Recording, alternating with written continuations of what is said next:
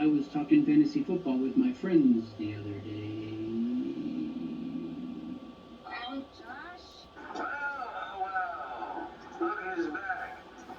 Where the hell have you been? At home, sitting in your asses? Go away now, Josh. Actually, my name is Adeline. The dorky white kid with a Cub Scout bandana on his head. Bravo. November. Tango on. Football.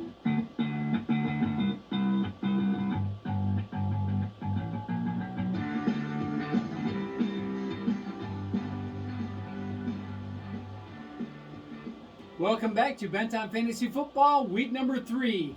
We are excited this week. I am your host, as always, Alan Bentley. This is my co-host, Joshua Worley. Hey, everybody. All right, we are so excited this week. We are getting so much closer. How many days do we have left till the fantasy season starts? 16. 16? I thought it was 18 last week. It was 18 we recorded 2 days ago, Alan. Oh, that's right. So now it it's was 16. 2 days ago, wasn't it? It wasn't last week. So if you have not gotten a chance to see week number 2, you need to see that. All right. Scroll up, tap on that one, check it out. You're going to love it. We got a lot coming up this week. We, of course, as always, need to do our beers. And then we got a few things to talk about, a little off course from what we normally talk about here on the show. But let's get right to it. I believe you divulged your beer last week first. So I get to go first this week. Okay, I don't know what he wrote, guys. So. All right, so every week when we do this, Josh makes up the labels for these, and he does a fine job, I might add.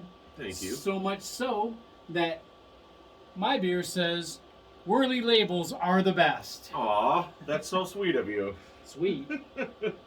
It's cool of me. And my beer says, and we're going to talk about this a little later, Frank Gore sucks. Some of you may know why, but for those of you who don't, we'll tell you. Yeah, stay tuned and listen to that because that's pretty interesting how that whole thing's panning out. I guess we can just jump right into things this week. Absolutely. All right. Absolutely. So, let's crack our beers. Let's do that. Did you really forget? As we do every week, we want you guys to join us when you pop open a cold one. Sit back and enjoy the show.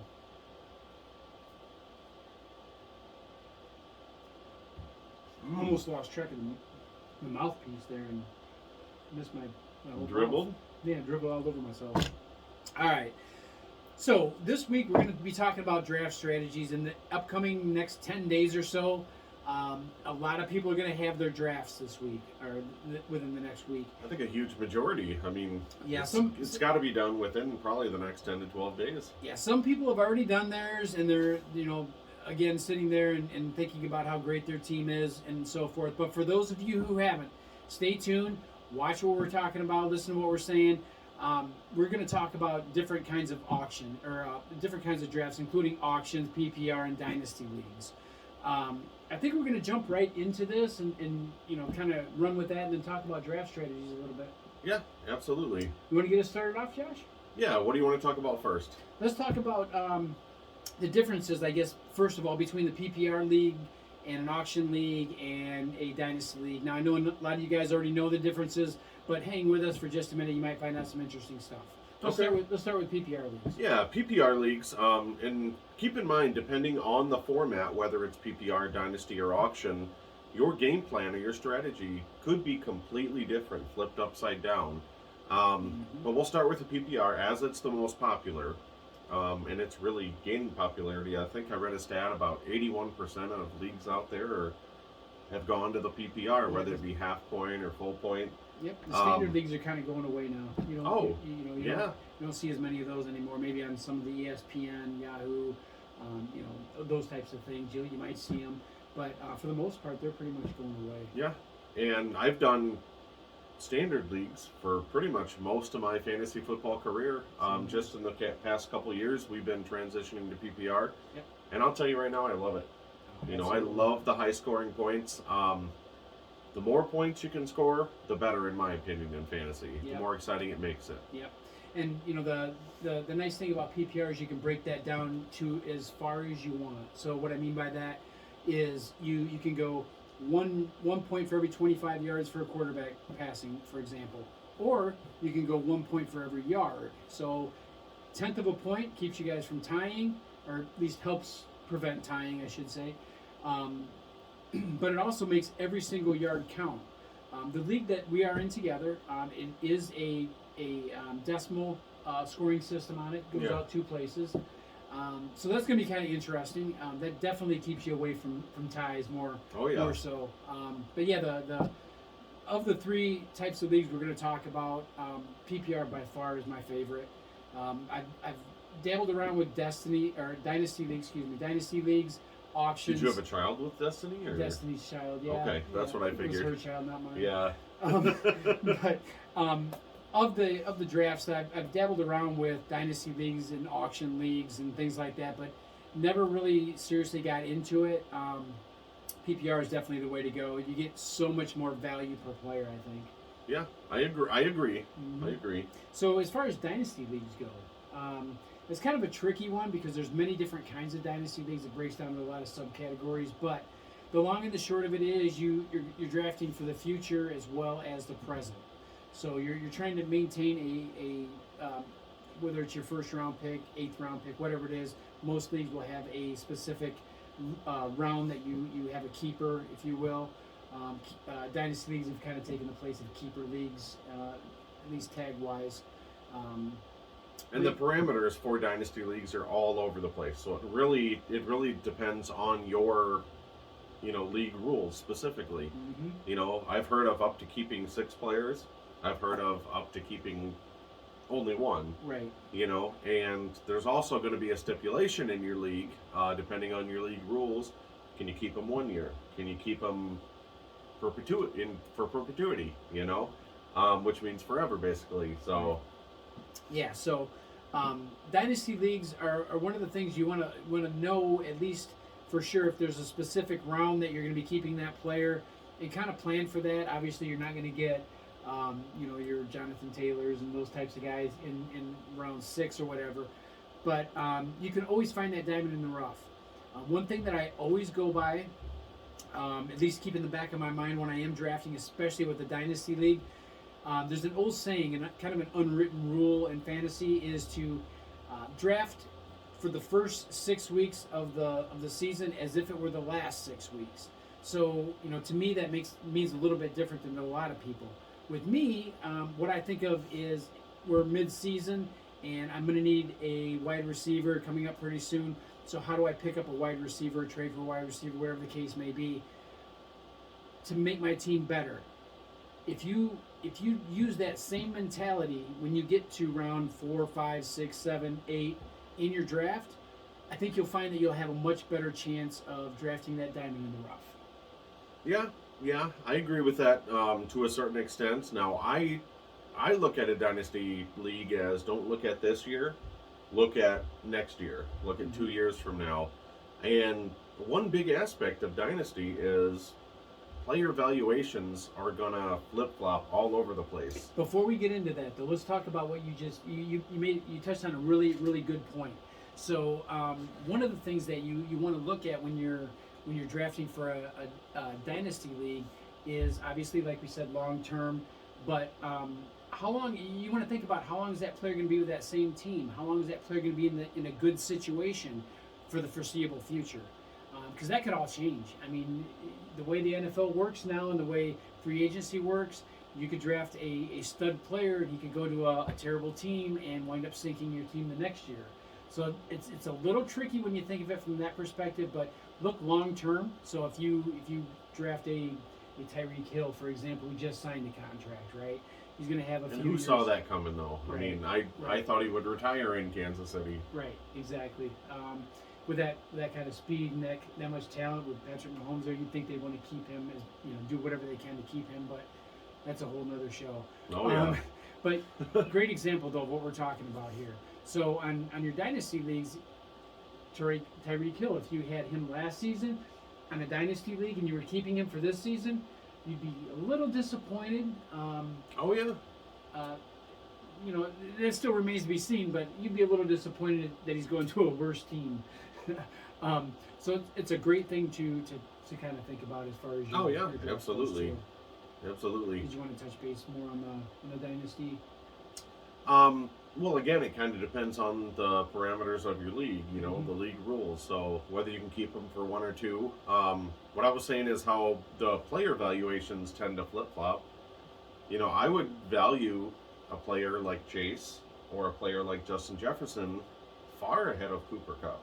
Right. Simply because, you know, depending on your rules, again, if you're going to keep that player for multiple years, then of course, you know, they're a much better value than a Cooper Cup who may retire 4 years earlier or 5 years earlier than either one of those guys. Yeah, and you know, in dynasty leagues, you got to look at that too. So, you draft a player this year for your dynasty player.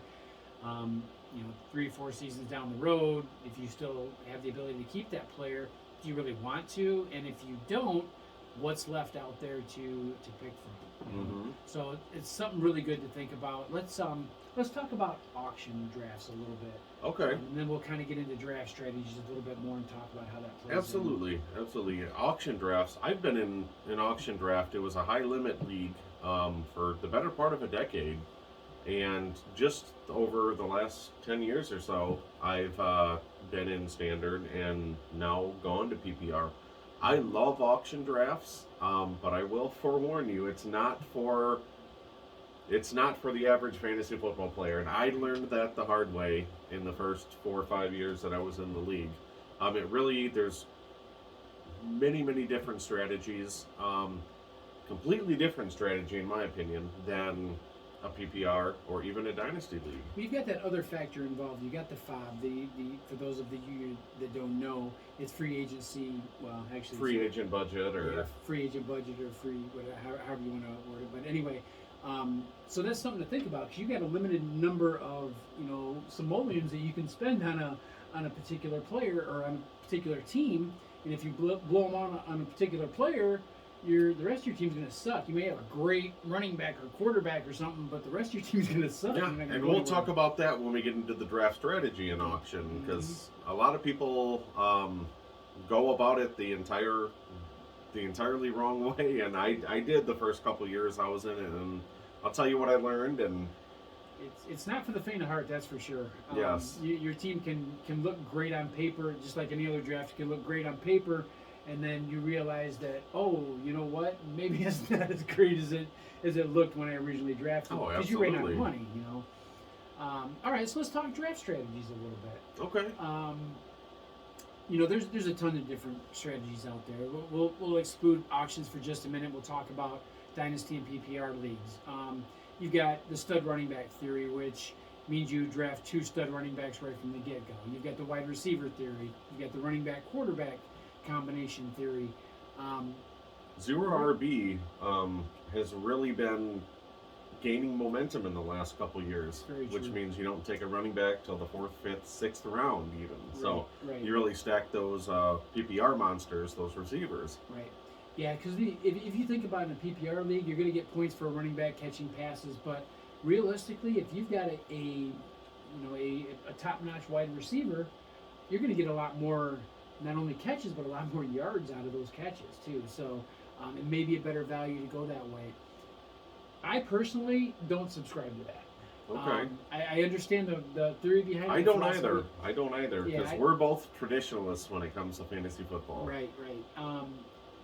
Like I said, I think your running backs are going to get you points. You got a healthy Christian McCaffrey, which is a kind of an oxymoron there. But you've got a healthy Christian McCaffrey, could score you a ton of points on receptions alone. But if you've got a stud wide receiver or 2, you can actually get a lot more points out of them based on the number of yards too.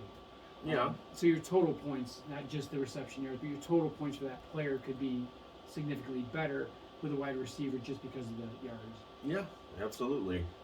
With dynasty leagues, let's talk about. Well, let's talk about PPR strategy though. Well, I was just going to say with dynasty leagues, are you looking at the same kind of things? I mean, Actually, no. I mean, with dynasty leagues, you really kind of see that rookie class, those second-year players, really jump up in value. I mean, we're like this year, for example, you got a ton of good rookies for wide receiver. I mean, Alan and I were talking at the draft, the NFL draft, by the way, and remember when, was it 4 receivers went in 5 picks Yeah. in the top 13? And I don't remember that ever happening, Yeah. that we've seen.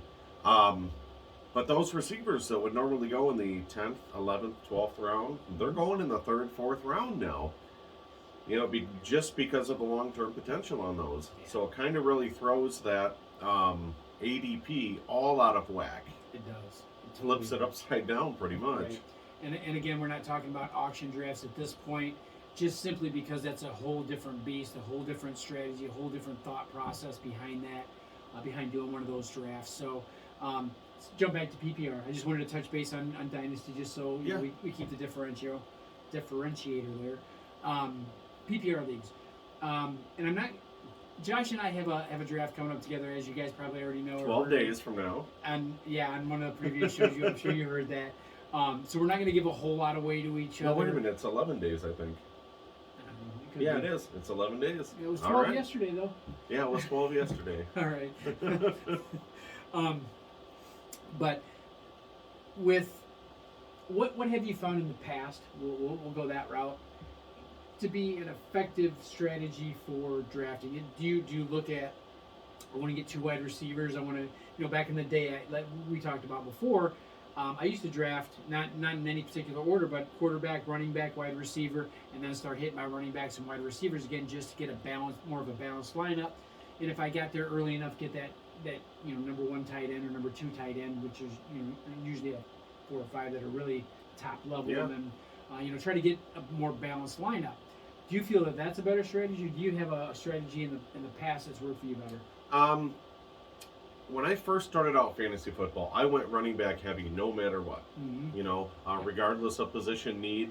And I think Alan and I both agree to this to a certain extent. I know we have some differing opinions, but we each, I know you do, and I do too, I make my rankings list.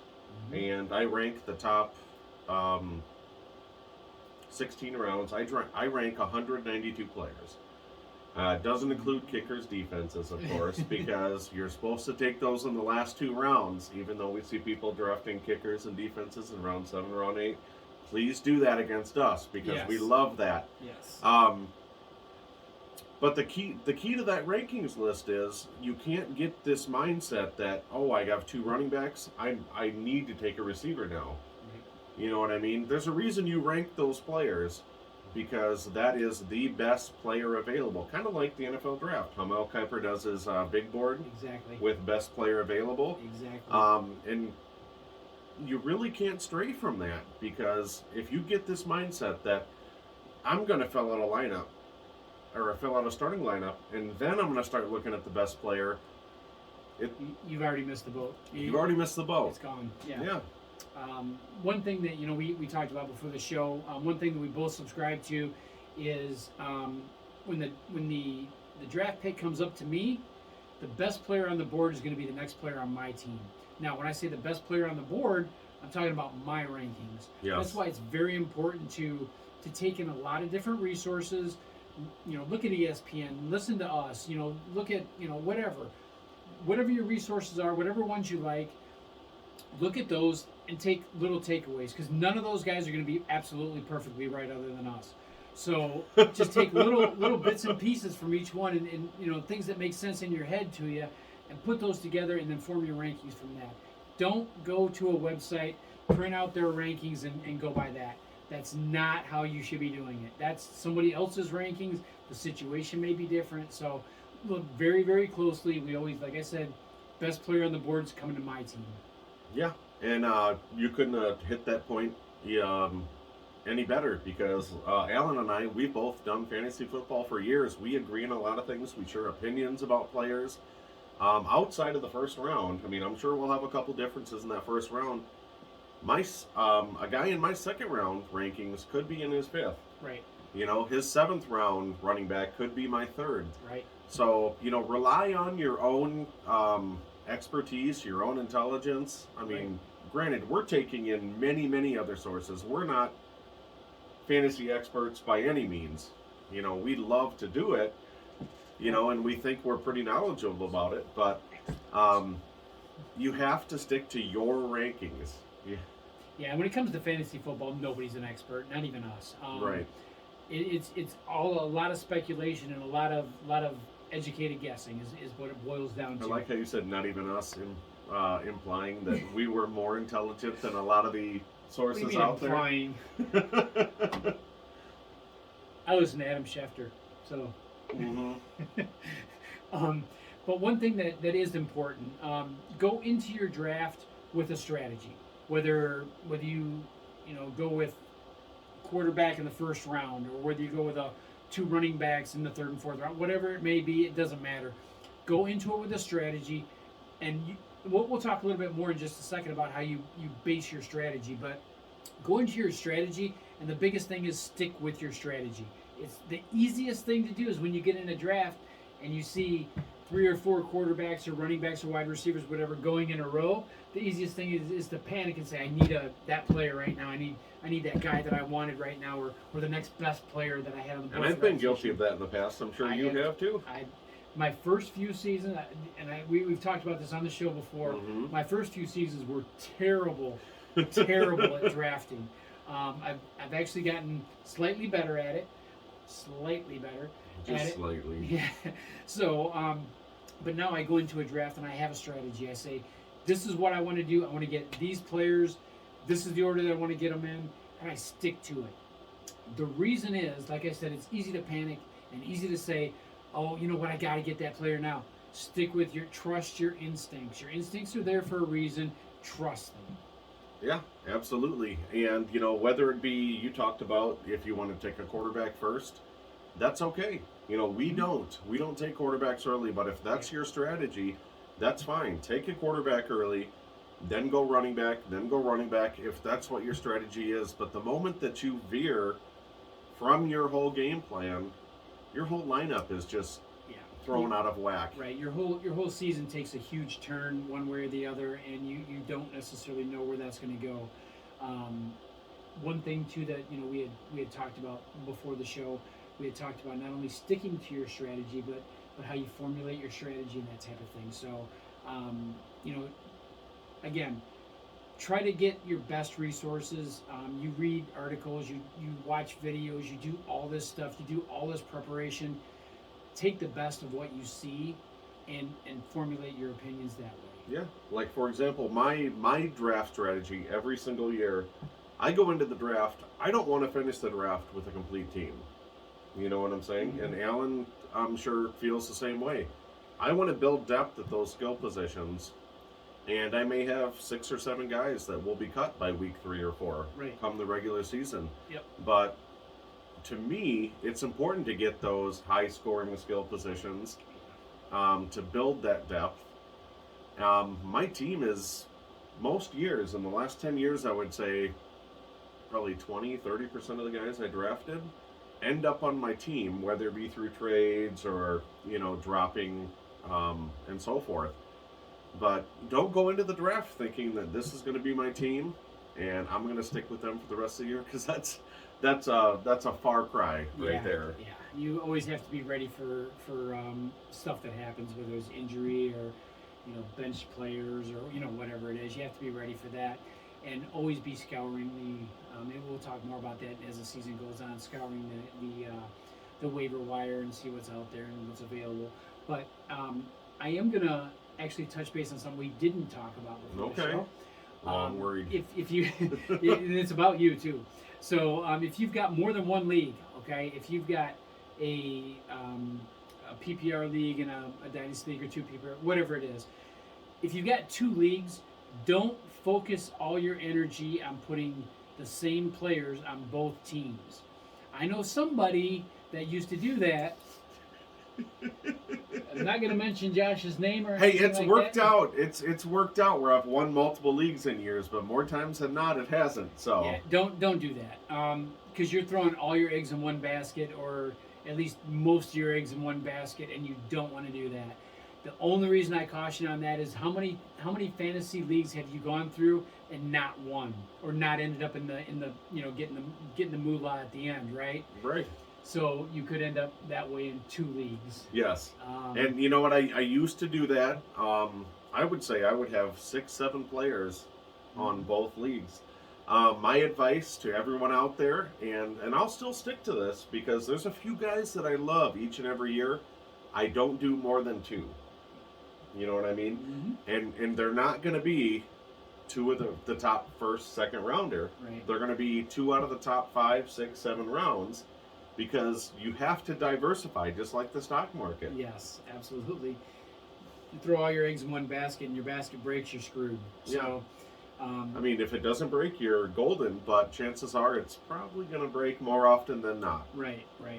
Especially like an injury situation. You know, Oh, yeah. Somebody, Christian McCaffrey, great example of Yeah. that. You drafted him first overall twice last year. Right.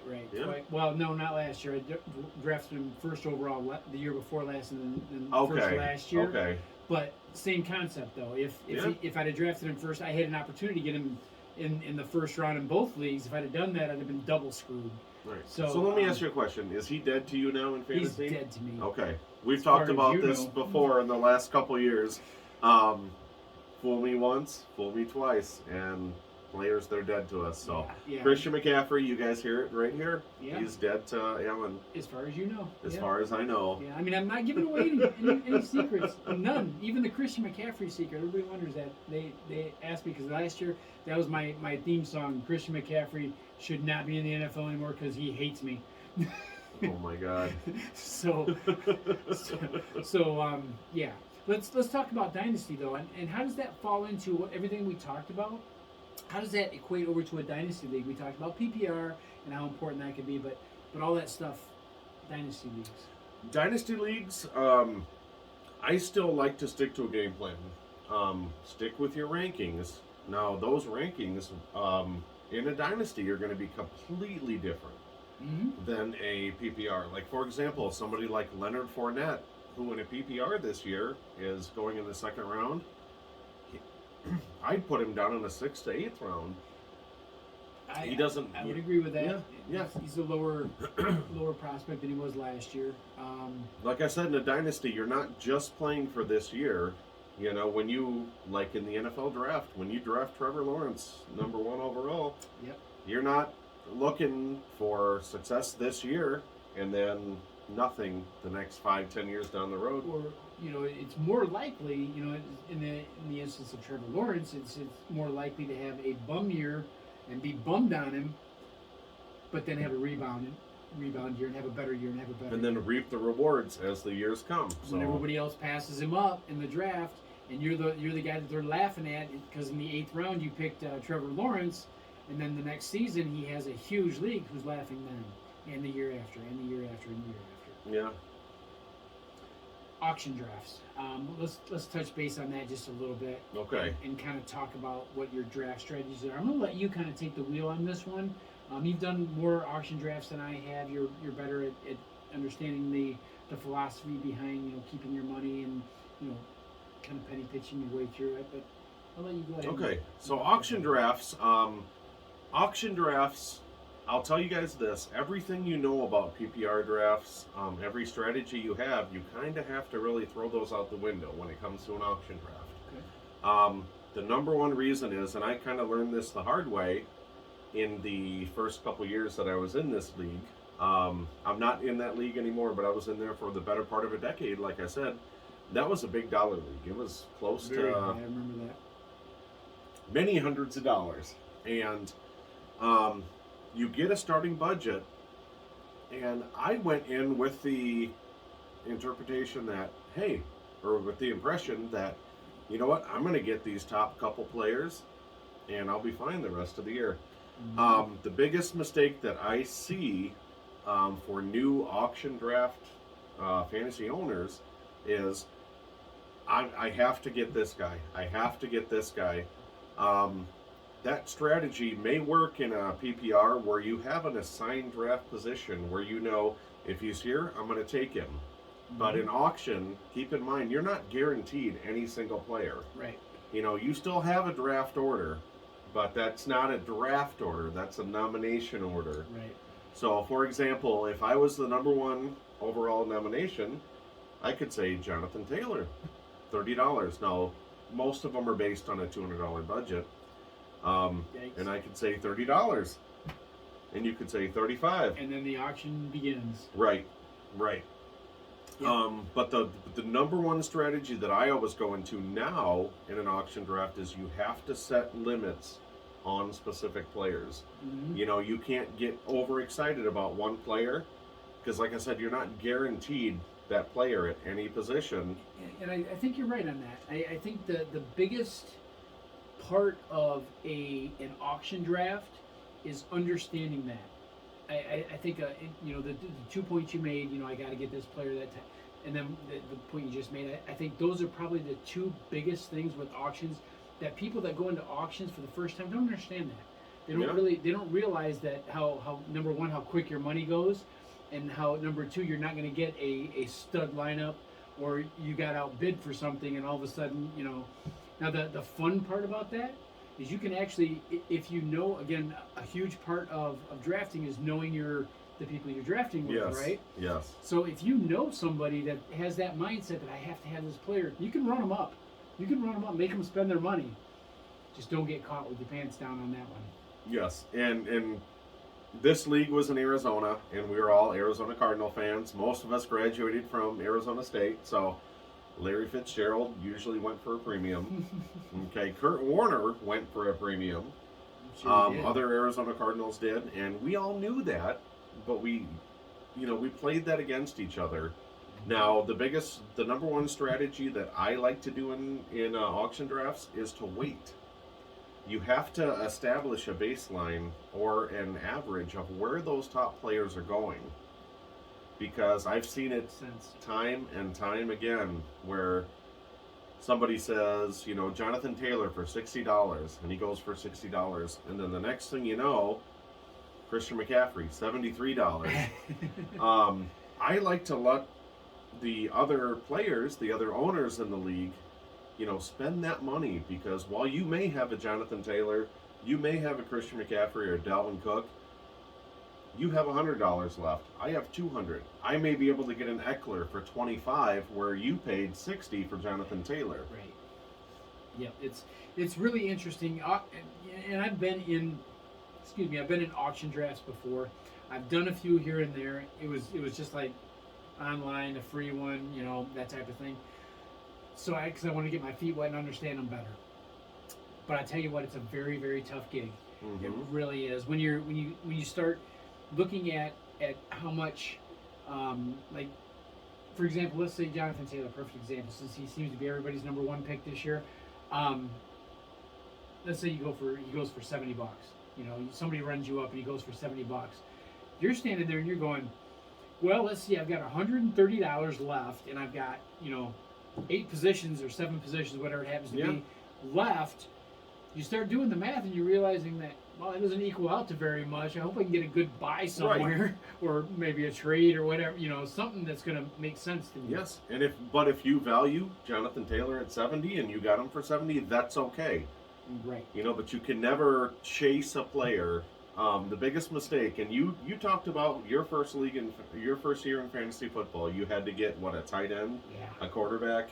Quarterback, tight end, boom. Yep. Done. My first year in the auction My draft. season was done. Yeah, my first year in the auction draft. And what a lot of people don't know is you don't have to go into week 1 with a full roster. Right. Okay. But you have to pay for players after that first week. Yeah. Now, my first year in the league, I spent my $200 on Peyton Manning, number 1 quarterback, LaDainian Tomlinson, Bryant Westbrook, number 1 and 2 running back, and Steve Smith, number 1 receiver. I had those 4 guys, and I thought, you know, I'm golden. Good. I'm good. In a PPR league, you might be. I think I went. It's a back then it was a 13-week season. I think I went 1-12. So. Yikes. Well, think about it. There's guys that have 4 Yeah. running backs that are cheaper than one of my running backs. You know what I mean? And So that's by like week 8, you're going, this season's pretty much done. I'm going to fill in the blanks and just fill up my lineup for the rest of the season and be done with it. I mean, I filled out my lineup and I spent minimum money on the players, but after that, it's Now, question for you. So, on most auction leagues, you have a set number, let's say the $200 that you spend at draft. yep. What happens after that? Let's say you get that Jonathan Taylor for $70, and you know knock on wood, something happens and he gets injured or gets benched or whatever. Now you've got to fill that position. How does that work? Okay, and here's where you can really get in trouble if you don't build that depth. Get those lower dollar players. If Jonathan Taylor, say, goes down, and you spent $70 on him, what happens is instead of a waiver wire after week 1, you have what's called a free agent budget, or an auction budget. Okay. Now some of them limit, some of them don't, and that's the problem. Nice. I've seen Brandon Jackson from the Packers go for $99 after, who was the running back? Eddie Lacy got injured. Chris Johnson went for $112 after Lindell White got injured. So that's why you're getting into deep waters if you don't have your strategy up front, and if you don't stick to that strategy, and if you start spending erroneously on all these players frivolously, then you have no chance. Now, I'll say this too. Auction drafts are very, very complex, and like Josh said, it's not for the faint of heart, or not for somebody that doesn't know anything about them. That's why we're trying to educate you a little bit on them. But I'll say this: they are a lot of fun. It's a great way to do a draft. If you've never done it before, if you've done it once and you failed at it, don't be discouraged. Just stick with it. It's going to get better and better. It's just like when you first started fantasy football. Like we talked, you just mentioned, I talked before on the show about drafting a quarterback, then a tight end, and then I'm thinking, oh, I got the tight end I wanted, in round 2, which was pretty terrible. You know what? Shannon Sharp was still a pretty terrible choice. I believe he got injured that year, of course, but he wasn't dead to me. But yeah, so if you're into that, into an auction league. Stick with it. Your first year is going to be growing.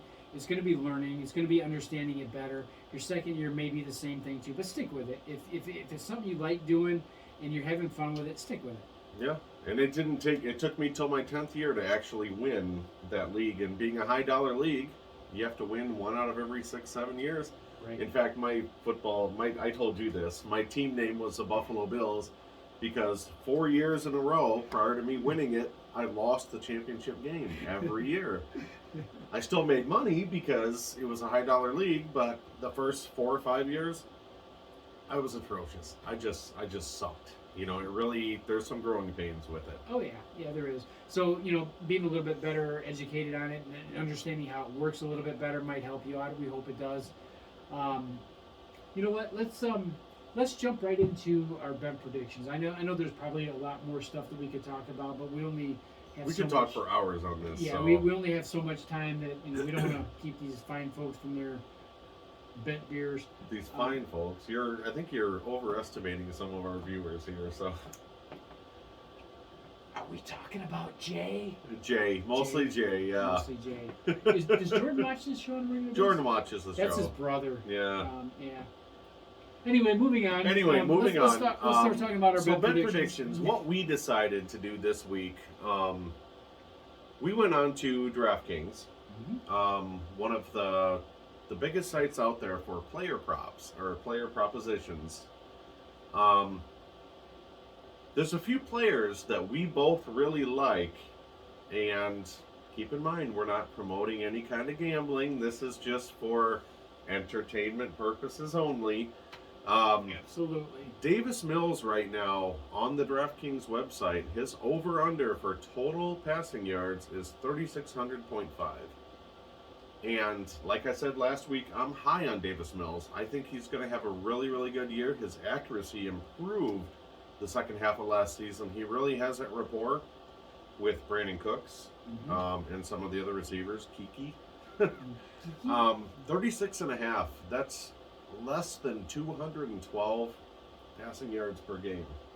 And let's face it, that team is going to suck.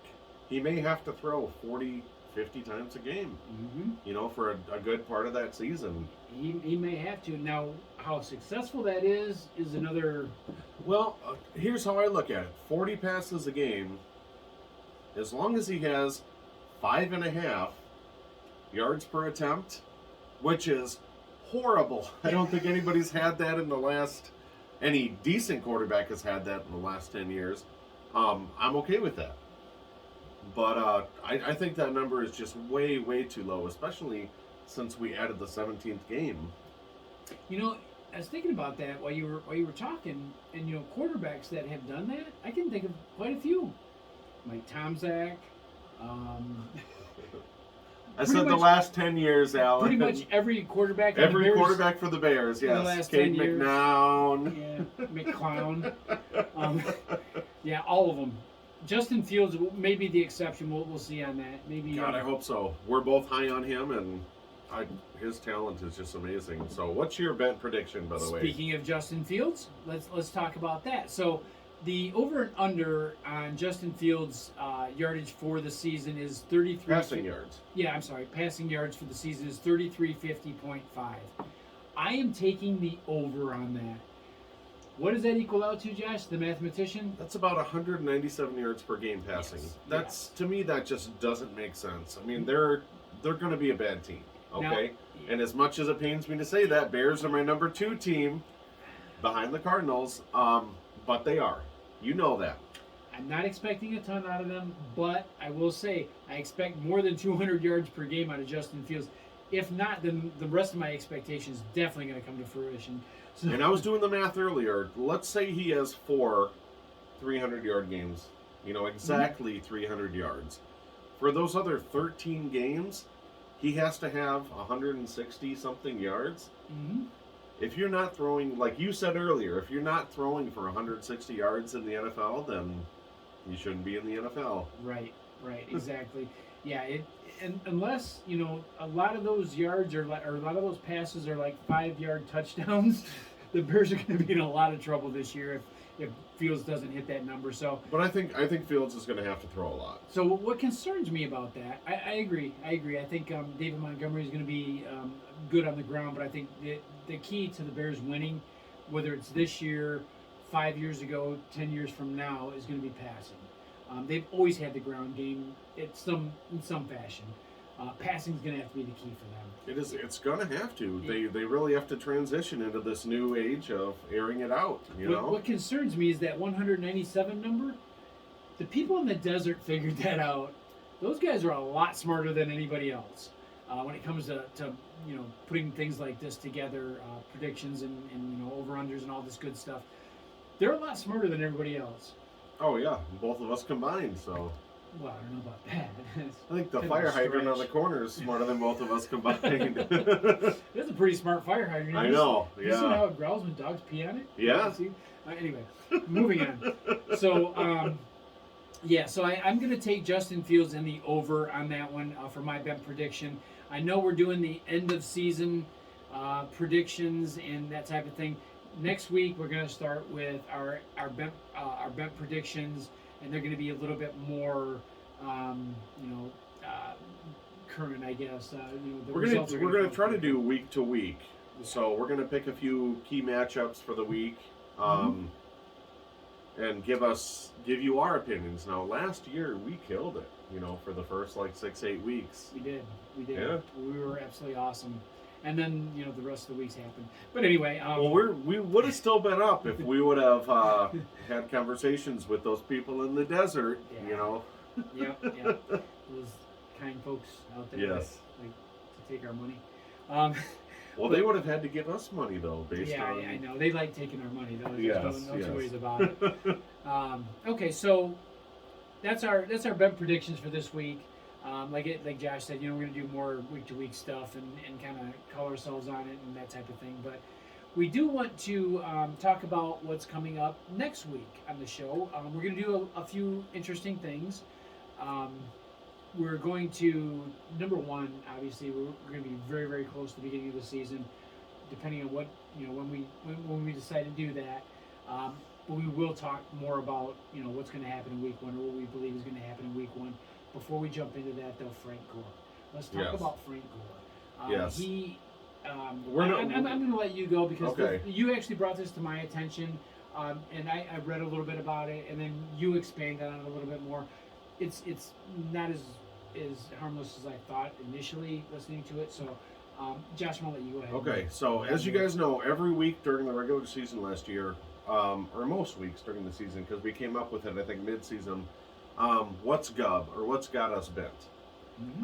We're not going to do a what's got us bent until after the first week of the regular season. Because I'm sure there's something that'll get me bent after week 1. Yeah, however, now, we don't know much information on this, but the reason Mike Hand says Frank Gore sucks is because there's some news. TMZ actually broke it, TMZ Sports, yesterday, that he was involved in an altercation that may have involved some violence against a member of the opposite sex. I'm not going to get into too many details. Allegedly. There's no video released yet, but apparently the video that's there is pretty damning. So I don't want to make any assumptions yet because, like I said, the video has not been released. What Al and I have read is not good. No. It's not good at all. So no, and you know, I'm gonna play devil's advocate here for just a second and say there are two sides to every story. Domestic violence tends to take that away. I think when it comes to domestic violence, there's really only one story. Yes. Did somebody get struck? Did somebody not get struck? And did somebody get injured? I know there are two sides to every story, but the camera tells the only side of the story. The true side of the story, absolutely. So we'll see when those cameras, when those videos are released. But we're not going to make any assumptions right now. But you guys can research it on your own. I googled Frank Gore Atlantic City, and you'll see what you get. So. Yeah, it's you know, I just want to say one thing to every single athlete that's out there. The law is for everybody. There's a reason for it, and that includes you. It doesn't matter how famous you are, how rich you are, how many yards you've rushed for, how many anything. None of that matters. What does matter is every person's individual rights. Don't violate those rights. I just can't say enough about how athletes should be. Yeah. Should be the benchmark and not the example. Yes. It's again assuming that you know everything that we've read is accurate and so forth. It's not a good situation. We will kind of monitor that a little bit, and I'm sure we'll see in the next couple days or in the next week. So more stuff's going to come out. It always does. You know the Kareem Hunt and all that. Oh yeah. You know it's going to come out. The Adrian Peterson. You know it's going to come out. Yeah. I mean the list goes on, but it tends to take a little bit of time for everything to totally surface. Deshaun Watson, but I'm just saying, you know. Alvin Kamara. Yeah. Okay, let's stop. The entire NFL. No, I'm not going. I'm not. The good players don't deserve that. So. Oh my God, we gotta edit that. I'm not editing anything. This is going. Maybe they should all be on ayahuasca, and then they'd be so peaceful. What the hell is ayahuasca? That's what Aaron Rodgers took in his Vision Quest in Peru. So that's right. That's right. Ayahuasca. Yeah. His girlfriend, Blue of Earth. That's her name, guys. That's her real name, Blue of Earth. Gave him so. Trying not to say that name. Trying. Sounds like one of Elon Musk's kids, doesn't it? It does. All right. Anyway, we digress. So. Anyway, so yeah, like I said, next week we will come back and we'll talk about week 1 a little bit more. And we promise we'll talk about football next week. We will more so. But another thing we've got coming up next week is we're not going to give you any details on, you know, other than what we already have as far as what the show is going to concern, because we have got something that we're going to do a little bit differently this year. We've got the bent wheel. The bent wheel. Now, what's going to happen is there's, I don't know, how many spaces on there? 2, 4, 6, 8 spaces on here, 9 spaces, 10 there's spaces. Way more than that. 10? There's 10, There's yes. 10? Okay, 10 spaces on here. So what's going to happen is Josh is going to fill out 5 subjects, and I'm going to fill out 5 subjects. We're going to spin the wheel, and then we're going to get bent on fantasy football, right? So this could be anything, and this is gonna keep in mind this is dry erase. We're gonna change this week to week. Yeah. So this is gonna be a lot of fun. At least for me going like this. It's like when your parents sent you to your room when you were a kid. Boing, the door stopper. Right.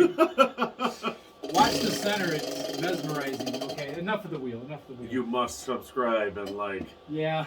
Ooh. We have our spell on you. So yes, definitely subscribe and like though. It down below, down there. I don't know if you guys have seen those on the YouTube videos. But down below, it has a like and it has a subscribe someplace. And a comment. We want to hear what you guys have to We say. definitely want to hear from you guys. Even if it's shut up, Alan, I don't want to hear you anymore. That's awesome. We want to hear that. Yeah. Or Josh, you're so handsome. I mean, I'm sure we're getting sick of hearing that. Yeah. Yeah, because we get tons of fan mail for Josh. Anyway, moving on. We are definitely going to have some fun with that wheel though this year, and we're going to do some different things with it. But I think we've pretty much wrapped everything up for this week that we wanted to talk about. Is there anything else that was on your mind? No, I think we're good. It's almost past your bedtime, so. Any questions about life or anything that I can maybe answer for you? Okay, that's a no. All right. So I guess, until next week, the only thing left to do is just get bent. On fantasy football.